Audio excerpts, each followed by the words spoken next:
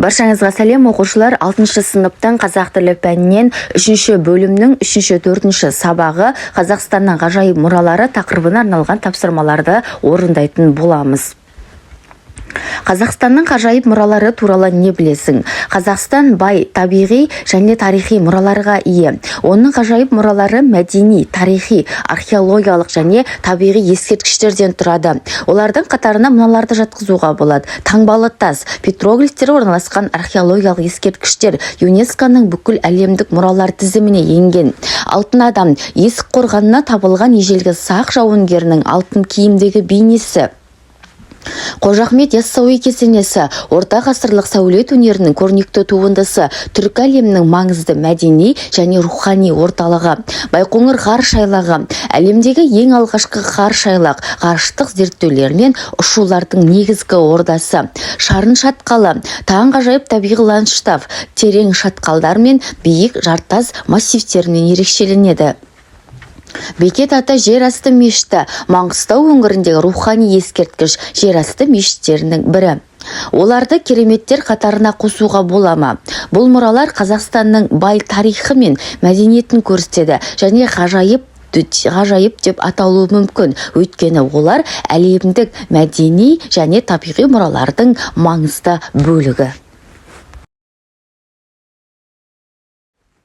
Екінші тапсырма. Таңбалы тас не себепті ғажайып мұралардың бірі болып саналады? Таңбалы тас Қазақстанның ең көрнекті археологиялық орындарының бірі. Ол Алматы облысында орналасқан және онда мыңдаған жыл бұрын адамдардың салған жартас суреттері сақталған. Бұл суреттер қола дәуірінен бастау алады және осы өңірде ежелгі халықтардың өмірін, салт дәстүрін, дүние танымын бейнелейді. ЮНЕСКО-ның бүкіл әлемдік мұралар тізіміне енуінің басты себебі бұл суреттердің мәдени, тарихи құндылығы. Ол туралы тағы не білесің? Таңбалы тастағы петроглифтер әлемдегі ең көне, ең жақсы сақталған суреттердің бірі болып саналады. Онда аңшылық көріністер, жануарлар бейнесі, сонымен қатар адамдардың күнделікті өмірі мен діни рәсімдері бейнеленген. Бұл ескерткіш біздің заманымызға дейінгі 2 мыңжылдыққа жататын қола дәуірінің өнері мен мәдениетін зерттеуге мүмкіндік береді. 3 тапсырма. Мәтінді оқып түсіндіріп айтыңдар. Бөлек дефис арқылы жазылатын сөздерге мән беріңдер. Бөлек жазылатын сөздер қатарына тәуелсіз Қазақстан, ұлттық символдар, алтын киімді адам, есік обасының, сақ қорғанынан, қорғанның қабірі, алтын түймеше, сақ көсемі, қанатты аттар, күн құдайы, ұзын қылыш, қысқа қанжар, қола тегенелер, ағаш табақтар, жібек қоржын жатса, дефис арқылы жазылатын сөздерге бір-бірімен деген сөз жатады. Оқушылар дефиспен сызықшаны ажырата білу керек, екеуін шатастырмаймыз. Дефис бар екен деп, бұны сызықшаны да осы тапсырманың ішіне қосып жүрмеңіздер. Өйткені сызықша бұл жерде бастауыш пен баяндауыштың арасына қойылатын сызықша ретінде түсіндірілген. Сондықтан мынау дефис пен сызықшаның мән жайын алдымен түсіндіріп алу керек. 4-ші тапсырма. Мәтін мазмұнына қатысты жауапты тауып, ақпараттың дұрыс-бұрыстығын жазыңдар. 1. Алтын киімді адам оңтүстік Қазақстан табылған. Бұл дұрыс. Қорғанның қабірі бөренелерден салынған. Бұл жауапқа бұрыс дейміз, себебі қорғанның қабірі қарағайдан салынған. Алтын киімді адамның киімі күміс әшекейлермен безендірілген. Бұл бұрыс. Басына күн құдайының символындай қанатты аттар бейнеленген, әшекеймен безендірілген биік үшкір бөрік кигізілген. Бұл жауап дұрыс. Көсемнің қаруы ұзын қылыш пен қысқа қанжардан тұрған. Бұл жауабымызда дұрыс. Жанына қылыш пен қанжар қойылған. Бұл бұрыс.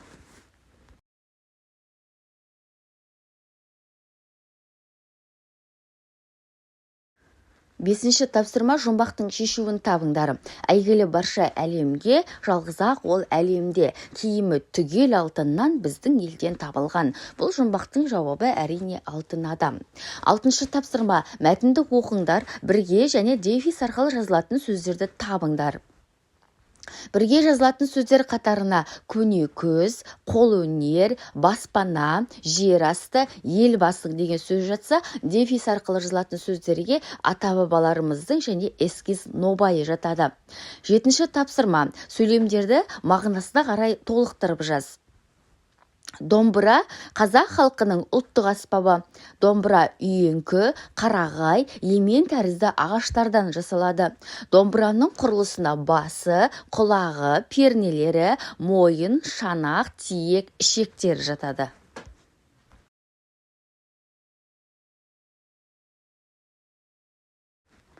8-ші тапсырма. Мәтіндегі ақпараттары бойынша өз пікіріңді дәлелде. Бірінші сөйлем менің ойымша, екінші сөйлем себебі мен оны деп түсіндіремін. Үшінші сөйлем оны мен деген деректермен, мысалдармен дәлелдей аламын. Соңғы сөйлем осыған байланысты мен деген шешімге келдім. Енді сіздерде бірнеше мәтін берілген, мен соның ішінде мына домбыра, киіз үй, Қожа Ахмет Яссауи кесенесі, Бәйтерек және Маңғыстау жерасты мешіті туралы жазылған мәтінді алдым. Сол бойынша енді мына үлгі берілген тапсырмадағы үлгі бойынша толықтырып жазатын боламыз. Менің ойымша домбыра, киіз үй, Қожа Ахмет Яссауи кесенесі, Маңғыстау жерасты мешіті және Бәйтерек Қазақстанның ұлттық мұраларының айқын бейнелері. Себебі мен оны олардың әрқайсысы қазақ халқының тарихын, мәдениетін және рухани құндылықтарын көрсететін нысандар деп түсіндіремін. Мен домбыраның қазақ халқының музыкасының рухани символы екендігімен, киіз үйдің көшпелі өмір салтымен бейнелейтіндігін, Қожа Ахмет Яссауи кесенесінің түркі әлемдік рухани орталық екендігімен, Маңғыстау жерасты мешітінің ислам мәдениетінің ерекше бөлігі екендігімен, ал Бәйтерек символының ел тәуелсіздігімен даму жолындағы жетістіктердің көрінісі екендігімен дәлелдей аламын. Осыған байланысты мен бұл мұралар Қазақстанның мәдениеті мен рухани өмірінің негізгі тіректері деген шешімге келдім.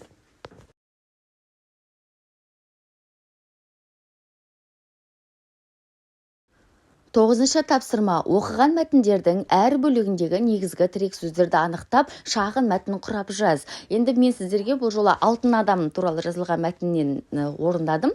Тірек сөздерге алтын адам, есік қорғаны, сақ жауынгері, ұлттық құндылық деген сөздерді алдым.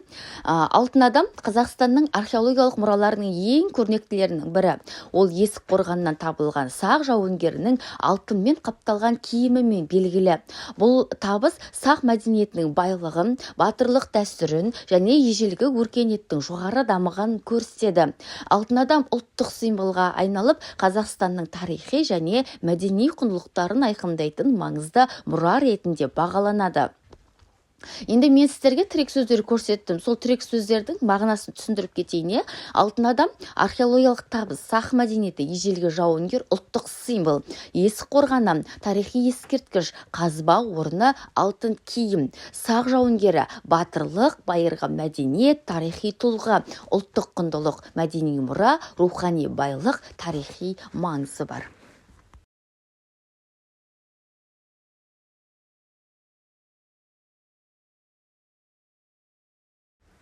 10-шы тапсырма. Қазақстанның ғажайып мұралары тақырыбында эссе жазу үшін тезистік жоспар құр. Эссе тақырыбынан ауытқымай, абзац түрлерін жүйелі құрастырып, көтерілген мәселе бойынша келісу, келіспеу себептерін көрсетіп жазыңдар. Бізде үлгі берілген кіріспе бөлім тезистік сөйлемнен тұру керек, негізгі бөлім абзацтардан құралуы керек, қорытынды айтылған ойды қорытындылап жазу керек және мазмұндық жүйе сақталуы керек.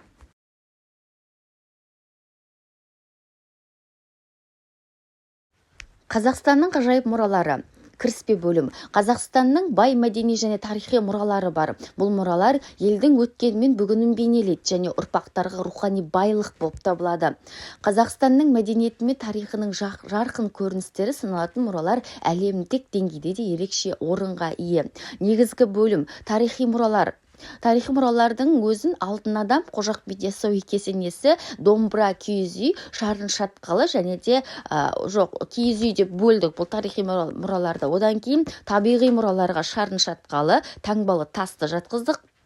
Біздің жоғарғы тапсырмамызда орындалған мәліметтердің тапсырмалардың жауаптарының барлығы осы негізгі бөлімге кірістірдім. Негізгі бөлімнің өзін қараңыздар, тарихи мұралар деп, мәдени мұралар деп және табиғи мұралар деп бөлдім.